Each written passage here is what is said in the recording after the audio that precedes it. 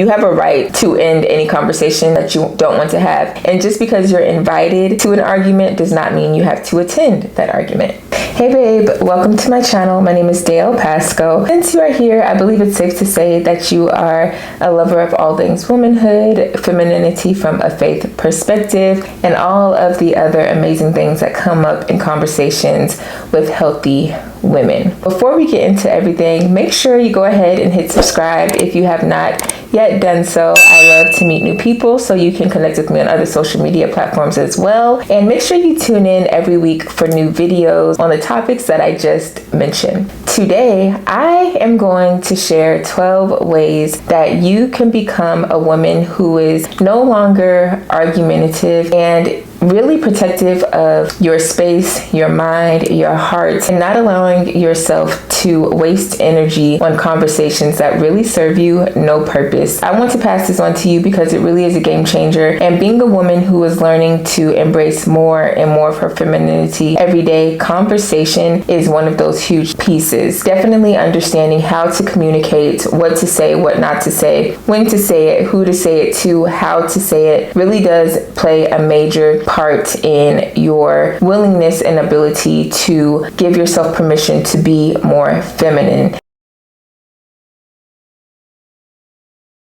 The first point I have is to no longer engage in conversations that serve no purpose. There are times where you can be having a conversation with someone or multiple people and you're just talking, and as the time goes by, you're like, why are we even having this conversation? What's the purpose of this conversation? What is the end all be all regarding what we're saying right now? And there are times where we end up having arguments with people simply because there's really no purpose to what's being said at all. If you look on social media, you will see that there are threads and threads and threads full of people who just say stuff just to say it. And when you respond back, or if somebody else responds back, there's really no point that's trying to be made. People just like to argue, and you can get caught up in those conversations sometimes when you're not aware of the other person's motive or just them simply not having a life, okay? You don't want to get caught up in conversations that have nothing to do with you, and you don't want to be arguing with someone that you'll probably never see anyway. So I have learned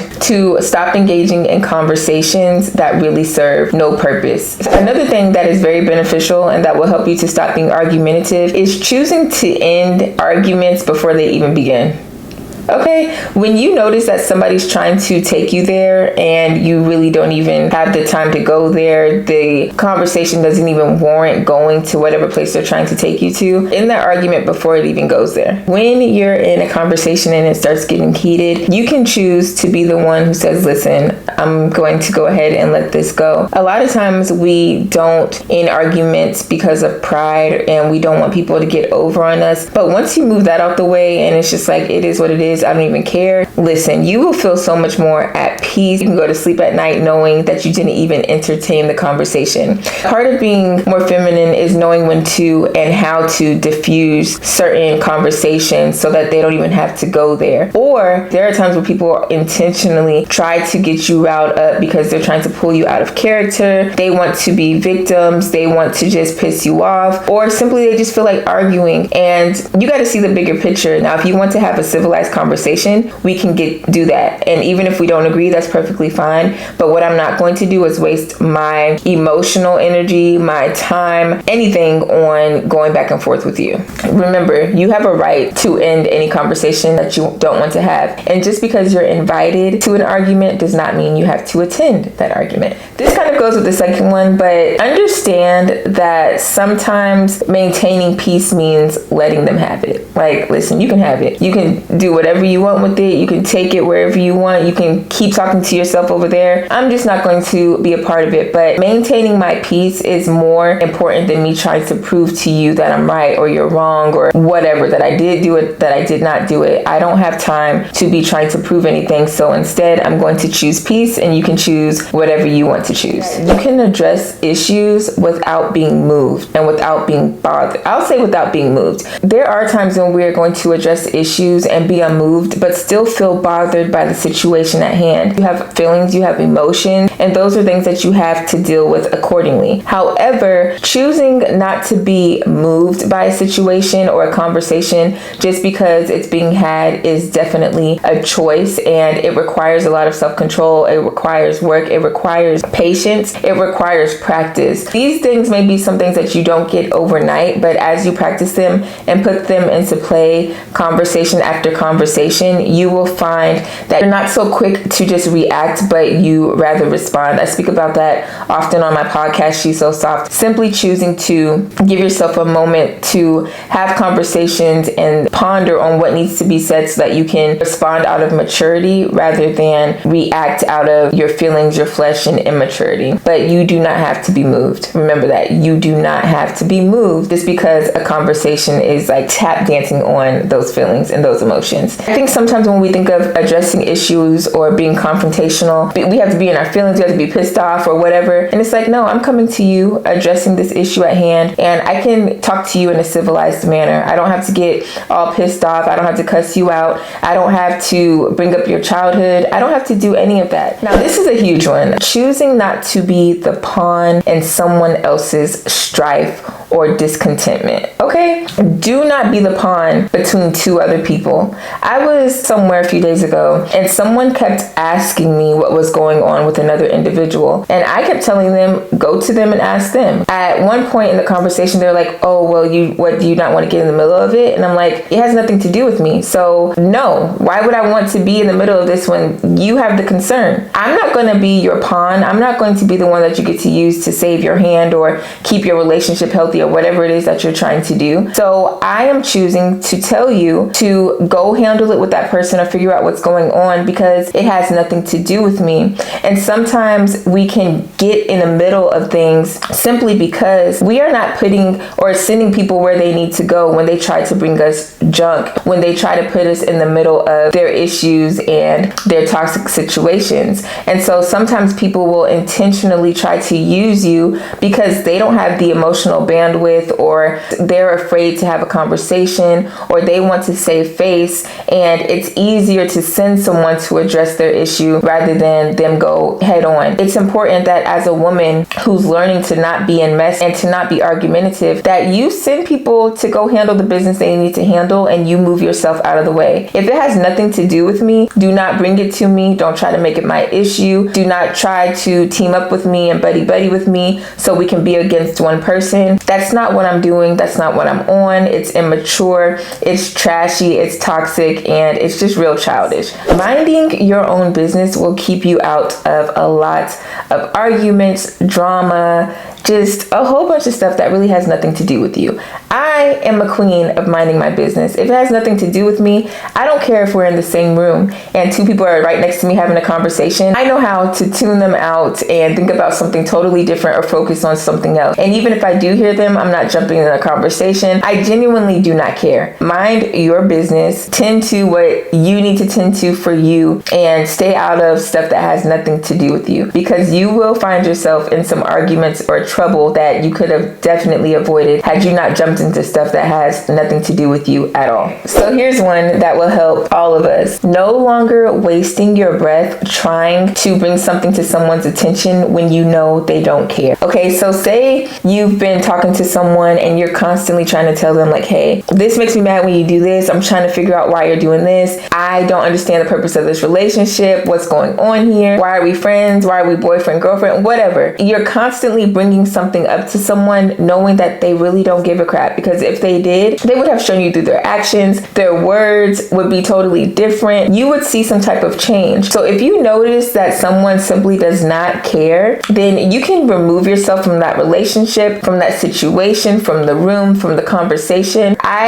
have made it a point to myself to not bring things up more than 2 times. If you don't get it after the second time, I'm not going to bring it up again. I don't care what it's about. I don't care how small it is or how grand it seems. I am going to address it one time and give you the benefit the second time. And if you don't get it the second time, I'm just not going to bring it up again, because I can be using this breath for something else. And I'm over here wasting it with you, knowing dang well you don't intend to change. And if you do, it's not right now. So I'll let you process it the way you need to process it. And if I feel like it's still going to work with me in the future, then we'll see what happens then. Okay, this is huge. Make it a point to stop yelling and learn how to maintain your composure. So years ago, I was not someone who yelled. And I found that over the last couple of years, I would be yelling more to get my point across. I had to take a step back for a moment, because I'm like, why am I yelling? What is really going on to where I feel like I have to raise my voice that much to get whoever to understand? I came across a video, I believe on YouTube actually, and this young lady was sharing that her father had never yelled at her. And she was speaking to him, and I can't remember what he said, but he was like, there's just no point of yelling. I can say what I need to say without yelling. And I think sometimes we begin to yell because we feel like we're going to be more heard. And the truth of the matter is, sometimes people do hear us, but then they just match you, and now you're having a yelling match. And there are some times where people just totally shut down and they don't hear anything you're saying. Although they can be moved by your yelling, is it really being effective if you have to like scare them into making a decision, or like punk them or bully them into making a decision? I have been making it my business to not yell.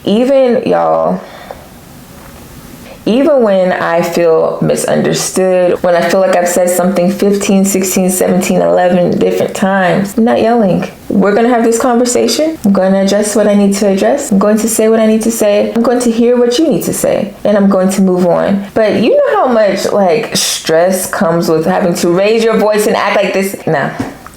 We're not doing that. We're going to keep our composure, because it shows that you have self-control. It also shows that you have class, tact, poise, and you're not easily moved by what is going on out here or even in here. I've also learned that sometimes we resort to yelling because we simply lack how to express how we're really feeling. You have to learn how to really express what you're feeling, because sometimes you start yelling and getting extremely angry simply because someone cannot decipher what you're really trying to say. That's not really their fault, it's yours. And this is taking the time to understand what the other person is trying to convey or is saying, even when you don't agree. So there are times, for instance, I'll use my husband and I, because I communicate with him the most. There are times where my husband and I have disagreement, and I can choose to become angry and try to punch it in his head that, well, this is how I'm thinking, this is this. Or I could take the time to take a step back, be quiet, listen to what he's saying, and understand why he's expressing himself that way, why he may not be expressing himself, even if I don't agree. This applies to any relationship. Take the time to understand. And this allows you to build compassion for the other person. This allows you to not feel like you have to be so argumentative. And this allows you to simply allow people to be people. It may be that you are wrong, and it may take you a few days to realize you're wrong. Sometimes what happens is we have these arguments trying to prove the other person's wrong. Then we come back and realize, oh shoot, I was wrong. But we've already said things that kind of put a damper in the relationship. Or we may realize that neither one of us was wrong or right. We just have a difference of opinion, and that's okay. Remember that not everyone thinks like you, and you don't think like everyone else thinks. Their childhood comes into play, past relationships come into play, just their upbringing, the way that they view things, the way that they think. We may think similar, but even if you sit next to someone who thinks like you, there's something that you're going to find that's totally different, because we're individuals, and it's okay for us to have a different outlook on things. This goes back to being understanding, and also allowing yourself, this is a huge one, allowing yourself to be understood. Sometimes we create arguments because we try to push people away on purpose. We say we want to be understood, but we're like pushing buttons to see how far we can go to push someone away so that they can misunderstand us, so we can have a reason to leave. Give yourself permission and room to be understood, and stop creating arguments out of things that really hold no bearing anyway. It's usually stupid stuff, but sometimes valid, okay? So no more doing that. Everybody does not have to think like you.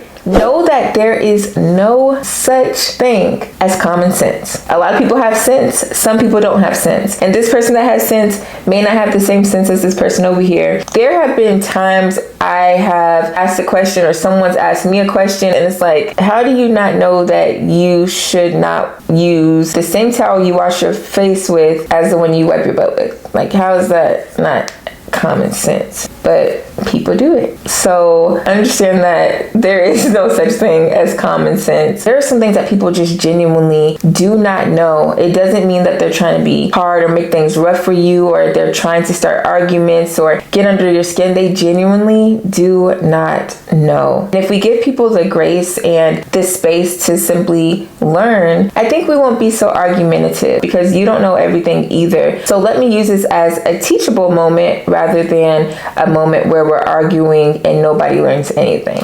Okay, this is the last one, and I think this is probably one of the biggest ones. It's understanding that truth does not change, and you do not have to chase after every lie, if at all any lie. Over this last year, I have learned that I can let people say whatever they want to say, however they want to say it, whoever they want to say it to, even if it's not true, and it doesn't have to hold any bearing or weight on me. I don't have to be moved. I do not have to care. I do not have to try to run after them and figure out why they said what they said, who they said it to, and what the other person thought about me. I don't care. When you get to that space of not being moved by lies or feeling like you have to chase after every lie in order to keep your image in a pure state, listen, you free yourself so much. This is where that peace really comes in. It is what it is. The truth is always going to stand. Through the test of time, through situations, the truth is going to remain. Just let things play out. I learned that from my husband. I remember there was a situation, and I learned that someone that I considered a friend had said something, and I was like, well, why would she say that? Like, what was the purpose? And I said, do you think I should address it with her? Because, I just want her to know that I know, and if she's my friend, then we should have this conversation. And he said, no, leave it alone and allow time and processes to smoke it up to the surface. When he said that, I was just like, okay.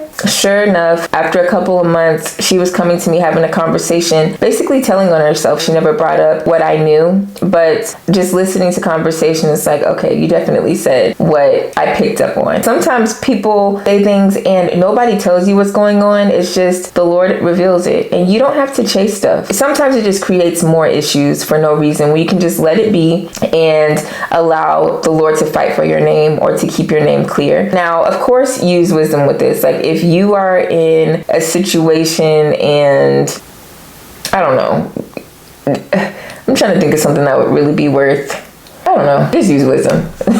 Now, when there's times when you're like, let me clear this up because you really trying me, versus you're just being real stupid right now and I don't have time. Know when things are a distraction, and know when they're a distraction, but you need to cut that distraction out and move on with your life. So I really do hope that you were able to see where you can apply some of these keys. Hopefully you were able to learn a little bit more to apply to seasoning your conversations with grace, with tact, and with poise, so that you're not allowing anybody to pull you out of character. You stop having arguments with people who really aren't even worth the argument in the first place, and you're not giving your time, your attention, your emotions, yourself to things that really serve you no purpose. If there's no purpose, then why are you giving your time and attention to it? But if you haven't already, go ahead and hit subscribe. I would love for you to join us every week. If you're looking for a community of women that you can connect with, grow with, and embrace more of your femininity with, then you are invited to become a part of the Womanhood Academy. We are starting the Preppy Hour the first Sunday in February at 8 o'clock, and we will be reading this book, How to Be a Gentle Woman. Every single month, we will be learning a soft skill regarding womanhood that just helps us become better and truly take care of ourselves. If you haven't yet, go ahead and check that out. As always, my name is Dale Pasco. Remember, when God sends you to a room, make sure you walk up in there knowing that you're supposed to be there.